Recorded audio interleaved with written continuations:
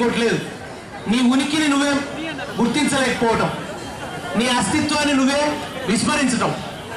ఆ చీమ తనెవరో మర్చిపోయింది. మర్చిపోయాలి అడుగుతూ అడుగుతూ అడుగుతూ పోతున్నది. నేనెవరిని నేనెవరిని నేనెవరిని అని అడుక్కుంటూ పోతున్నాడు.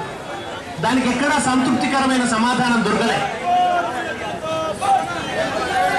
దానికి ఎక్కడా సంతృప్తికరమైన సమాధానం దొరకలే.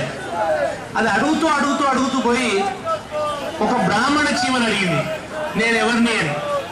ఈ కులాలు మనకే కాదు, చీమలలో కూడా ఉండిపాడాయి. ఆ బ్రాహ్మణ చీమని అడిగితే అది ఏమని చెప్పిందంటే, నువ్వెవరో నాకు తెలియదు కానీ నిన్ను సంస్కృతంలో మాత్రం పిపీలికం అంటారు అని చెప్పింది. దానికి ఆయనతో ఉన్న దమా కూడా ఖరాబ్ అయిపోయింది. అప్పటిదాకేమన్నా తెలిసినదంటే అది కూడా పోయింది. దానికి అసంతృప్తిగా ఉన్నది. తనెవరో తెలుసుకోవాలనే కోరిక దహించి వేస్తున్నది. అది అట్లనే అడుక్కుంటూ అడుక్కుంటూ అడుక్కుంటూ పోయింది. చివరికి మన జయశంకర్ సార్ అటువంటి ఒక ముసలి చీమ దగ్గరికి పోయింది. అక్కడికి పోయి అడిగింది నేనెవరిని. అప్పుడు ఆ చీమ కోపడదు.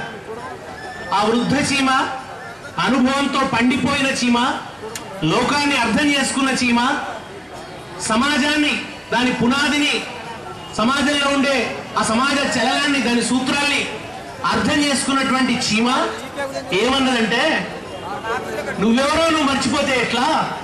ఇంతకు మించిన విషాదం ఇంకోటి ఉండదు ఎవరి జీవితంలోనైనా. నువ్వు చీమవు, నువ్వు కష్టజీవి, నువ్వు ఎండాకాలం అంతా కష్టపడి ఆహారం సంపాదించుకుంటావు, వానకాలం నీ పుట్టలోనే నువ్వు పండుకొని ఉంటావు. ఎందుకంటే వానకాలం ప్రమాదం కనుక నువ్వు నీ పుట్టలోనే నువ్వు పండుకొని ఉంటావు. నువ్వు చీమవు, నువ్వు శ్రమజీవి అని చెప్పింది. దాంతో నీ చీమకు సంబరం అయిపోయింది.